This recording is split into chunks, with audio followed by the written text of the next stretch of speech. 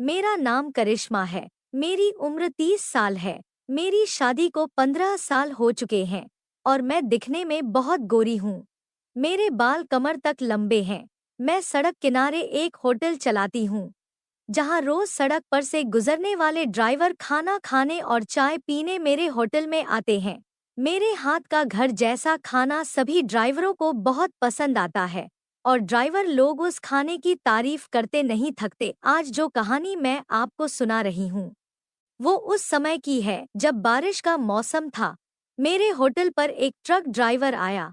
बाहर बहुत तेज बारिश हो रही थी, इस वजह से उसे गाड़ी चलाने में मुश्किल हो रही थी। उसने मुझसे कहा, क्या मुझे रात रुकने के लिए एक कमरा मिल सकता है? मेरे पास 2 ही कमरे थे, उनमें से एक पहले से किराए पर दिया हुआ था। वह ड्राइवर बहुत विनती करने लगा, इसलिए मैंने उसे अपनी रूम रात भर रुकने के लिए दे दी। मेरी शादी को 15 साल हो चुके थे, लेकिन अभी तक मेरा कोई बच्चा नहीं था।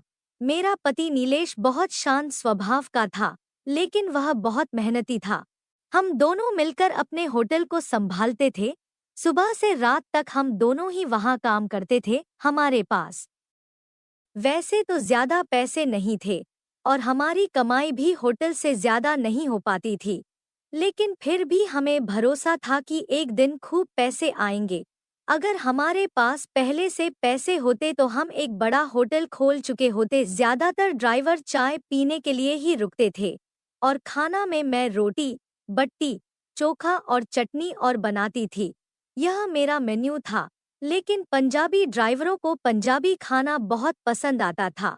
मुझे पंजाबी और चाइनीज खाना बनाना भी आता था, लेकिन मेरा पति चाहता था कि हमारा होटल सिर्फ बिहार और यूपी का ही खाना परोसे। कभी कभी ऐसा भी होता कि एक भी ग्राहक खाना खाने नहीं आता था। ऐसे में मेरे पति पास के एक छोटे तालाब में मछली पकड़ने चले जाते थे। वह अपने दोस्तों के साथ मछलियां पकड़ते और उन्हें बेचने के लिए मार्केट में ले जाते थे। जब मेरे पति घर पर नहीं होते थे, तो होटल का सारा काम मुझे ही संभालना पड़ता था। ऐसे में कुछ ग्राहक सिर्फ मुझे देखने के लिए होटल आते थे। उन्हें चाय तक पीना पसंद नहीं होता था, लेकिन मुझसे बातें करने के लिए आते थे। होटल के पीछे से एक हाईवे निकलता था, जहां से ट्रक और गाड़ियां गुजरती थी। इससे मेरे ग्राहक कम होने लगे थे। जो होटल और लॉज को जानते थे, वही लोग यहाँ आते थे। नए ड्राइवरों को होटल के बारे में पता ही नहीं चलता था। मेरे ग्राहक दिन ब दिन कम होते जा रहे थे। मेरा धंधा जैसे बंद होने की कगार पर था। घर में पैसों की कमी महसूस होने लगी थी। मछली पकड़ने से भी ज्यादा पैसे नहीं आ पाते थे। इसलिए मेरे पति शहर में मिस्त्री का काम करने चले गए। वहाँ मिस्त्री के काम के अच्छे पैसे मिलते थे और मेरे पति वही करने लगे। मेरे पति मुझसे कह रहे थे कि अब होटल बंद कर देना चाहिए, लेकिन मैं उनसे कहती थी कि नहीं, मैं घर में बैठकर क्या करूंगी। इसलिए मैंने होटल वैसे ही चालू रखा। अब मेरे पति मेरे पास 8-10 दिन तक नहीं आते थे। पति के दूर होने से उनकी कमी मुझे बहुत महसूस होती थी। हम एक दूसरे से बात भी नहीं कर पाते थे। पति की याद में मैं खो जाती थी। कभी सोचती थी कि वह पहले कितने अच्छे दिखते थे, लेकिन अब वैसे नहीं रहे। वह थोड़ा नशा भी करने लगे थे। पहले वह इतने खुशमिजाज थे कि उनकी हंसी देखकर मुझे भी अच्छा लगता था। उनके पास मोबाइल नहीं था, इसलिए जब वह काम पर चले जाते थे, तो यह पता नहीं चलता था कि वह गाँव कब आएंगे। हम दोनों बात भी नहीं कर पाते थे। पति की यादों में मैं अक्सर डूब जाती थी। कभी कभी वह मुझसे प्यार से कहते थे कि अब नशा नहीं करूंगा। उनकी बातों से मेरा गुस्सा भी खत्म हो जाता था और मैं हंसने लगती थी। मेरी कोई औलाद नहीं थी, जिससे मैं बहुत दुखी रहती थी और मेरे पति को भी औलाद की चाह थी। पति मुझे कहते थे कि मैं तुम्हें सुख नहीं दे पाया और मैं उन्हें समझाने की कोशिश करती थी कि सब ठीक हो जाएगा। पैसे की कमी के कारण वह अक्सर निराश हो जाते थे और उनकी निराशा मुझे भी दुखी कर देती थी। लेकिन मैंने कभी कोई जिद नहीं की। एक दिन बारिश हो रही थी और रात का समय था। तभी एक ट्रक मेरे होटल के सामने आकर रुका। मैं होटल बंद करने ही वाली थी, तभी एक ट्रक ड्राइवर आया। उसने टॉर्च जलाकर होटल की तरफ देखा और मुझसे पूछा, क्या खाने को कुछ मिलेगा? मैंने कहा, हाँ, मैं अभी गर्म खाना बना देती हूँ। पहले मैंने उसे चाय बनाकर दी, फिर खाना बनाने में लग गई। 20 मिनट के अंदर मैंने उसे खाना परोस दिया। उसने भरपेट खाया और बोला, आपके हाथ का खाना बहुत स्वादिष्ट है। मैंने उसे धन्यवाद दिया। वह बोला, बारिश बहुत तेज है, मैं गाड़ी नहीं चला पाऊंगा। क्या यहाँ रुकने को कोई जगह मिलेगी? मेरे पास 2 कमरे थे, जिनमें से एक किराए पर था। वह स्वभाव से बहुत अच्छा लग रहा था, इसलिए मैंने सोचा कि ग्राहकों की संख्या वैसे ही कम हो गई है, उसे मना करना सही नहीं होगा। मैंने कहा, एक कमरा है, लेकिन उसमें मैं रहती हूँ। उसने कहा, कोई बात नहीं, मैं वहाँ एडजस्ट कर लूंगा। वह ट्रक से अपना बैग लेकर आया। मैंने उसे कमरे में ले जाकर जगह दी। कमरे में 2 पलंग थे। उसने अपना बैग रखा और एक पलंग पर आराम करने लगा। मैं होटल के बाकी काम निपटा रही थी। वह एक पलंग पर सो गया और दूसरे पर मैं। रात के करीब 2 बज रहे थे। बारिश रुकने का नाम नहीं ले रही थी। बिजली भी चमक रही थी। मैंने देखा कि वह ठंड से कांप रहा था। मुझे उस पर दया आई। मैंने अपनी एक चादर उसे ओढ़ा दी। वह सो रहा था, इसलिए मैंने उसे उठाया नहीं, लेकिन मुझे महसूस हुआ कि उसे बुखार भी हो गया था। शायद वह पूरी तरह से भीग गया था। मेरे पास कुछ दवाइयाँ थीं। मैंने उसे उठाया और कहा, आपको तेज बुखार है, ठंड और सर्दी हो गई है, यह दवाइयाँ ले लीजिए, इससे सुबह तक आराम मिलेगा। उसने दवाइयाँ ली और मुझसे पूछा, क्या आप यहाँ अकेले रहती हैं? मैंने कहा, हाँ, यह होटल मेरा है। मेरे पति शहर में काम करते हैं। हाईवे सड़क पार जाने के बाद हमारे ग्राहक कम हो गए हैं।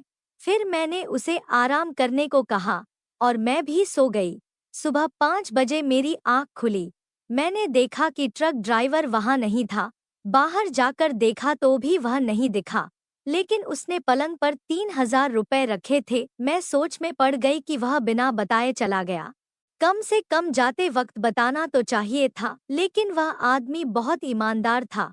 उसने पैसे भी छोड़ कर गए थे, वरना कोई और होता तो शायद पैसे भी न छोड़ता। उसकी ईमानदारी मुझे बहुत पसंद आई। अगले दिन मेरा पति वापस आया। वह 20 दिनों से मेरे पास नहीं था। मैंने उससे पूछा, आप इतने दिनों तक क्यों नहीं आए? कहाँ चले गए थे? वह कहने लगा, मैं चेन्नई में काम करने गया था। वहाँ एक कंस्ट्रक्शन साइट पर काम चल रहा था और वापसी में बारिश बहुत तेज थी, जिससे कोई वाहन नहीं मिल रहा था। लेकिन अब सब ठीक है। मेरा पति 20 दिनों बाद घर लौटा था और इस बार उसने कोई नशा भी नहीं किया था। उसने मुझसे कहा, देखो करिश्मा, मैंने तुमसे कहा था कि अब मैं नशा नहीं करूँगा। इस बार मैंने मेहनत की, नशा करने का वक्त ही नहीं मिला। उसकी यह बात सुनकर मुझे बहुत अच्छा लगा। 1 महीने बाद वही ट्रक ड्राइवर फिर मेरे होटल पर आया। मैंने उसे देखते ही पहचान लिया।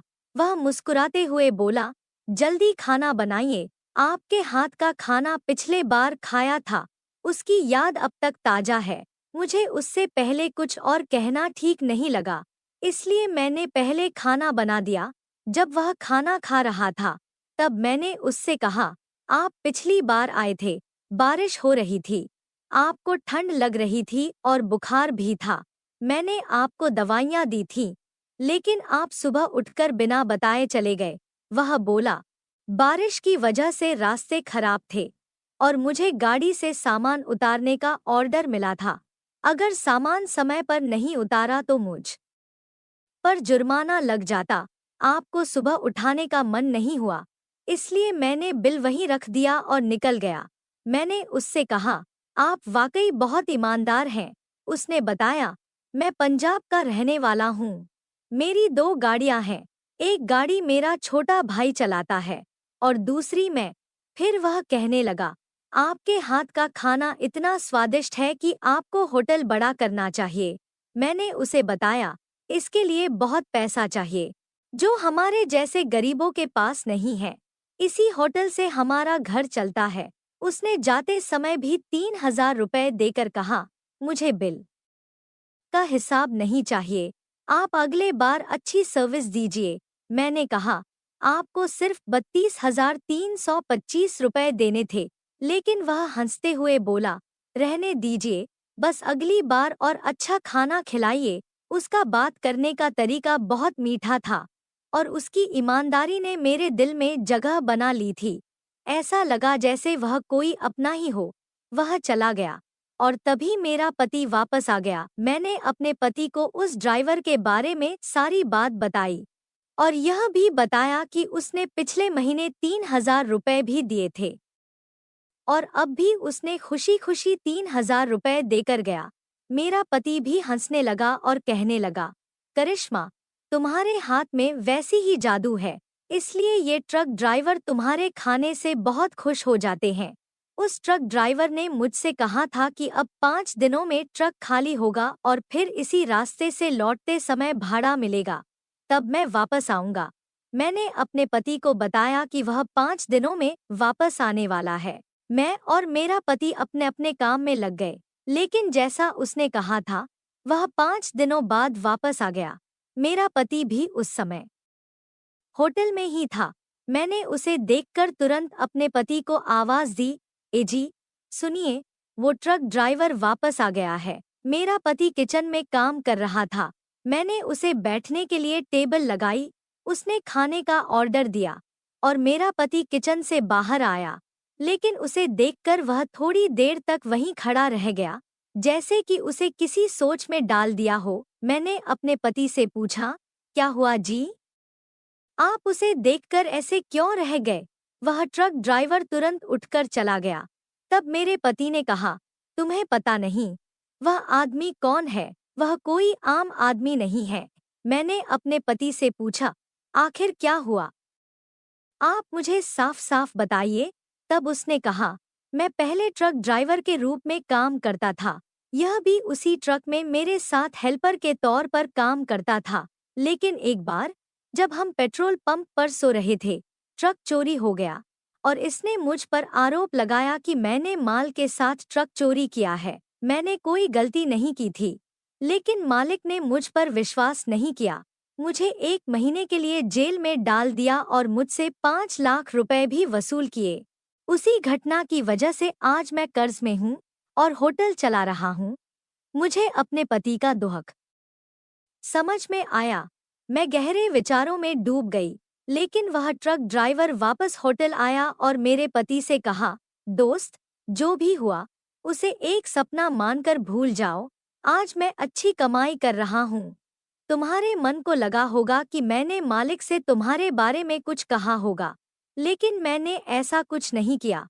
मुझे पता था कि यह होटल तुम्हारा है और तुम मुझसे मदद नहीं लोगे, इसलिए मैंने इस तरीके से तुम्हारी मदद करने का सोचा।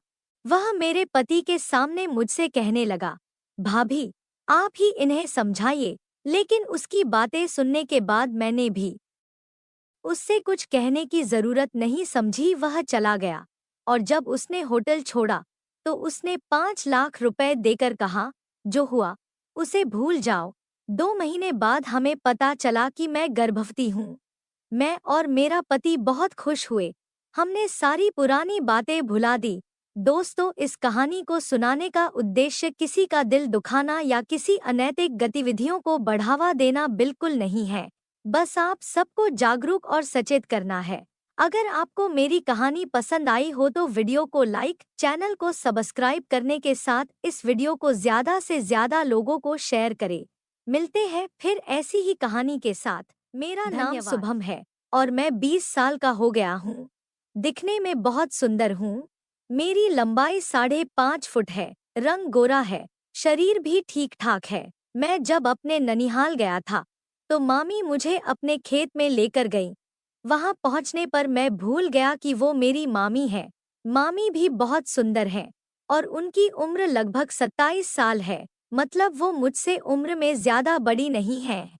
उनकी लंबाई मुझसे ज्यादा है और शरीर भी ज्यादा सधा हुआ है। उनका स्वभाव बहुत अच्छा है। मैंने उनसे कई बार अलग अलग बातें की, लेकिन वो कभी नाराज नहीं हुई। इसलिए मैंने मीठी मीठी बातों से उन्हें तैयार कर लिया और नज़दीकी बढ़ गई। इसके बाद मैं उन्हें खेत में घुमाने ले जाने लगा। इस साल मैंने 12वीं पास की थी और एक प्राइवेट कॉलेज में बीए का फॉर्म भरा था, इसलिए कॉलेज जाना नहीं पड़ता था। मैं नानी को उनके घर छोड़ने आया था, क्योंकि वो अकेले आई थी। नानी ने कहा था कि वो अकेली चली जाएंगी, लेकिन मम्मी ने मुझे अकेले जाने नहीं दिया और मेरे साथ भेजा। मैं और नानी शाम को घर पहुंचे और घर पहुंचने पर केवल मामी ही घर में थी। मैंने घर में प्रवेश किया और मामी ने नानी के पैर छुए। मामी उस वक्त खुले बालों और हल्की साड़ी में बेहद आकर्षक लग रही थी। इसके बाद नानी ने मामा और नाना के बारे में पूछा, तो मामी ने बताया कि ससुर बाहर गए हैं और हफ्ते भर में लौटेंगे। फिर मामी ने हमारे लिए चाय बनाई। उसी समय नाना भी आ गए। नाना के आने पर मामी ने सिर पर पल्लू ले लिया। मैं थोड़ी देर नाना के साथ बैठकर बातें करता रहा। उन्होंने मम्मी, पापा और खेती के बारे में पूछा। शाम होने पर मामी खाना बनाने की तैयारी करने लगी। नाना पत्ते खेलने बाहर चले गए और नानी आंगन में पड़ोसन से बात कर रही थी। मैं हॉल में बैठा मामी के ख्यालों में खोया हुआ था। मैंने सोचा कि रसोई में जाकर मामी से बात करूं, लेकिन चूंकि मैं नया आया था, इसलिए झिझक हो रही थी। मामा की शादी के बाद यह मेरा ननिहाल का दूसरा दौरा था। पिछली बार मामी अपने मायके चली गई थी। इतने में मामी की आवाज आई, शुभम, तुम यहाँ हो या बाहर गए? मैंने तुरंत जवाब दिया, नहीं मामी, मैं यहीं हूँ।